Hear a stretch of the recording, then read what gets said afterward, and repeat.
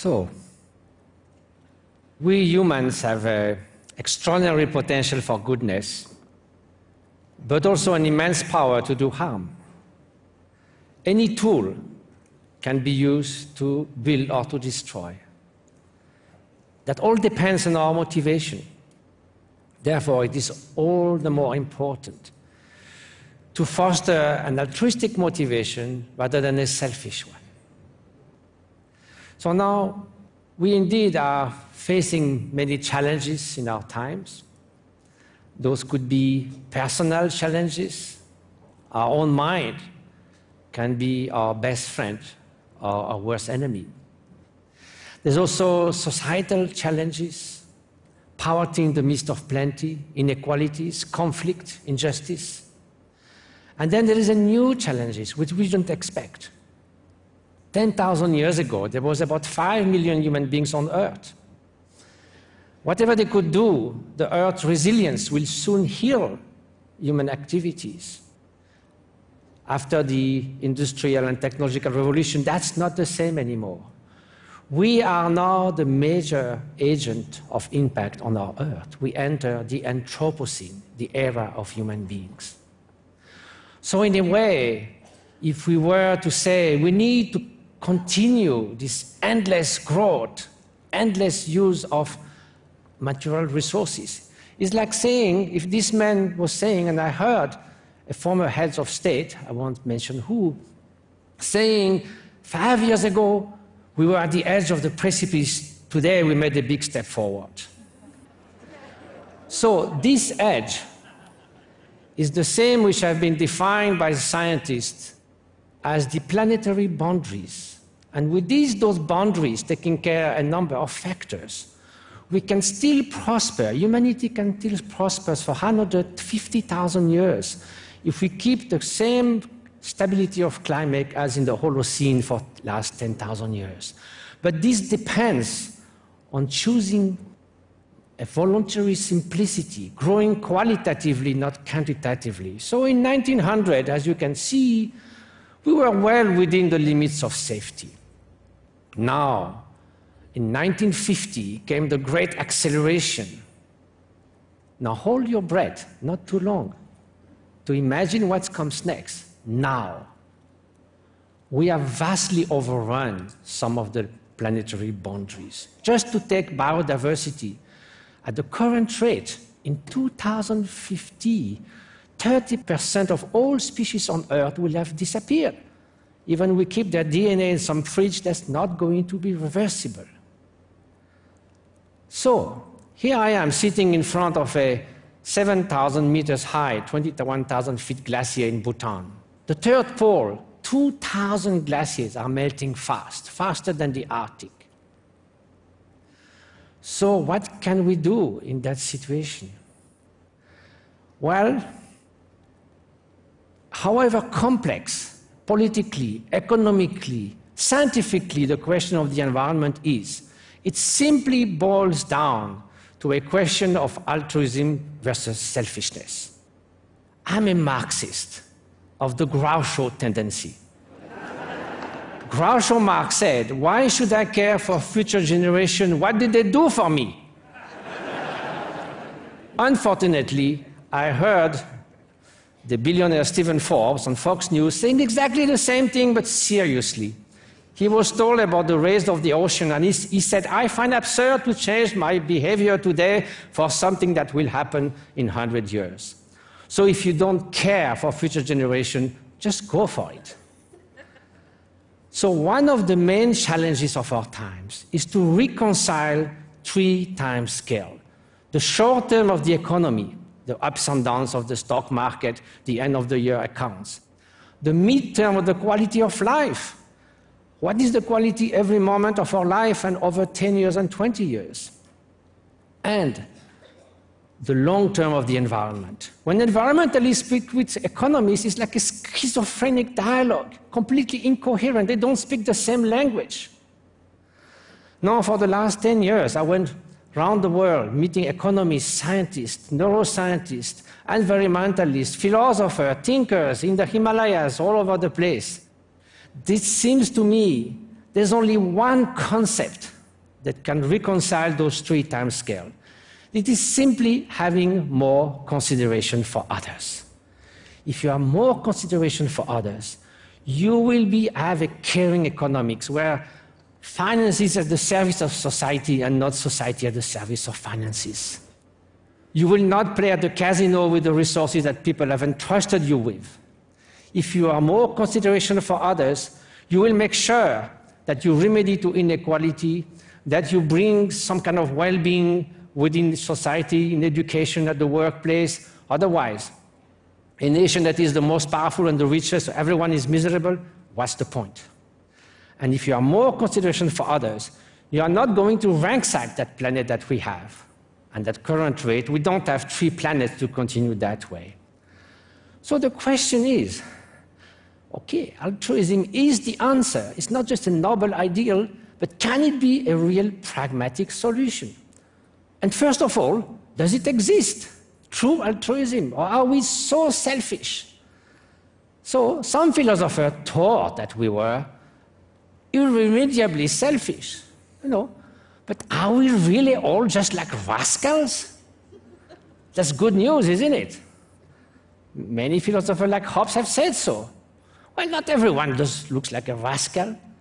Or is man a wolf for man? But this guy doesn't seem too bad. He's one of my friends in Tibet. He's very kind. So now, we love cooperation. There's no greater joy than work together, isn't it? And then not only humans. Then, of course, there's the struggle for life, the survival of the fittest, social Darwinism. But in evolution, cooperation, though competition exists, of course, cooperation has to be much more creative to go to increased level of complexity. We are super cooperators, and we should even go further. So now, on top of that, the quality of human relationship, the OECD did a survey among 10 factors, including income, everything. The first one that people said, that's the main thing for my happiness, is quality of social relationship. Not only in humans. And look at those great grandmothers. So now, this idea that if you go deep within, we are irremediably selfish. This is armchair science.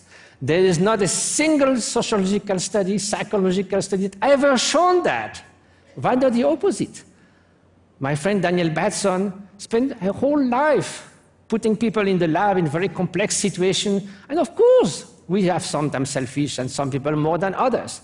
But he found that systematically, no matter what, there's a significant number of people who do behave altruistically no matter what. If you see someone deeply wounded, great suffering, you might just help out of empathic distress. You can't stand it, so it's better to help than keep on looking at that person. So he tested all that, and in the end he said, clearly people can be altruistic. So that's good news. And even says further, we should look at the banality of goodness. Look at here. When we come out, we're not going to say, that's so nice. There was no fist fight while those monks were speaking about altruism. No, we expect that, isn't it? If there was a fist fight, we will speak of that for months. So the banality of goodness is something that doesn't attract your attention, but it exists. Now, look at this. Okay, so some psychologists said, when I tell them I run 140 humanitarian projects in the Himalayas, that gives me so much joy. They say, oh, I see, you work for the warm glow. This is not altruistic, you just feel good. You think this guy, when he jumped in front of the train, he thought, I'm going to feel so good when this is over. But that's not the end of it. They say, well, but when you interviewed him, he said, I had no choice. I had to jump, of course. He said, he had no choice. Automatic behavior is neither selfish nor altruistic. No choice. Well, of course, this guy is not going to think for half an hour, should I give my hand, not give my hand. He does it. There is a choice, but it's obvious, it's immediate. And then also there, he had a choice. So now there are people who had choice, like Pastor André Traumy and his wife, and the whole village of Chambon-sur-Lignon in France, for the whole Second World War. They saved 3,500 Jews, give them shelter, brought them to Switzerland against all odds at the risk of their life and that of their family. So altruism does exist. So what is altruism?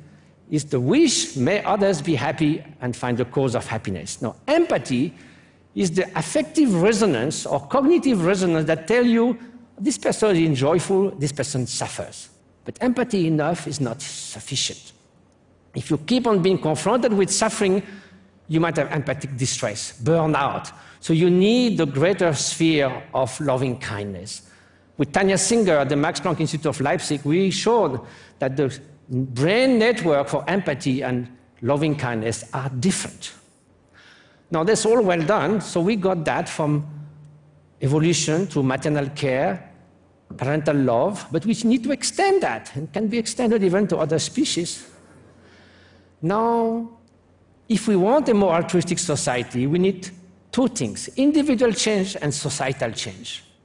So is individual change possible? 2,000 years of contemplative studies said yes, it is. Now, 15 years of collaboration with neuroscience and epigeneticists say yes, our brain changed when you train in altruism. So I spent 120 hours in MRI machine. This is the first time I went after 2.5 hours. And then the result have been published in many scientific papers. It shows without ambiguity that there are structural change and functional change in the brain when you train in altruistic love. Just to give you an idea, this is the meditators at rest on the left, meditation in compassion meditation, you see all the activity, and then the control group at rest, nothing happened. In meditation, nothing happened. They have not been trained. So, do you need 50,000 hours of meditation? No, you don't. 4 weeks, 20 minutes a day of caring mindfulness meditation already brings a structural change in the brain compared to a control group. That's only 20 minutes a day for 4 weeks. Even with preschoolers, Richard Davidson did that in Madison, 8 weeks program, gratitude, loving kindness, cooperation, mindful breathing. You would say, oh, that's just preschoolers. Look, after 8 weeks. The prosocial behavior, that's the blue line. And then come the ultimate scientific test, the stickers test. Before you determine for each child who is their best friend in the class, their least favorite child, an unknown child, and a sick child, and they have to give stickers away. So before the intervention, they give most of it to their best friend. 4, 5 years old, 20 minutes, 3 times a week. After the intervention, no more discrimination. The same amount of stickers to their best friend and the least favorite child. No, that's something we should do in all the schools in the world. Now, where do we go from there? Well, when the Dalai Lama heard that, he told Rishi Davidson, you go 10 schools, 100 schools, the UN, the whole world. So now where do we go from there? Individual change is possible. Now, do we have to wait for an altruistic gene to be in the human race? That will take 50,000 years, too much for the environment. Fortunately, there is the evolution of culture. Cultures, as specialists have shown, change faster than genes. That's the good news. Look, attitude towards war has dramatically changed over the years. So now, individual change and cultural change mutually fashion each other, and yes, we can achieve a more altruistic society. So where do we go from there? Myself, I'll go back to the East. Now we treat 100,000 patients a year in our projects. We have 25,000 kids in school, 4% overhead. Some people say, well, your staff works in practice, but does it work in theory? So they call us a positive deviance. So I also go back to my heritage to find the inner resources to better serve others. But on a more global level, what can we do? We need 3 things. Enhancing cooperation. Cooperative learning in the school instead of competitive learning. Unconditional cooperation within cooperation. There can be some competition between cooperation, but not within. We need sustainable harmony. I love this term. Not sustainable growth anymore. Sustainable harmony means now we reduce inequality. In the future, we do more with less, and we continue to grow qualitatively, not quantitatively. We need a caring economics. The Homo economicus cannot deal with poverty in the midst of plenty, cannot deal with the problem of the common goods, of the atmosphere, of the ocean. We need a caring economics. If you say economists should be compassionate, that's not our job. But if you say they don't care, that looks bad. We need local commitment, global responsibility. We need to extend altruism to the other 1.6 other species, sentient beings, are co-citizens in this world. And we need to dare altruism. So, long life to the altruistic revolution. Viva la rivoluzione dell'altruismo.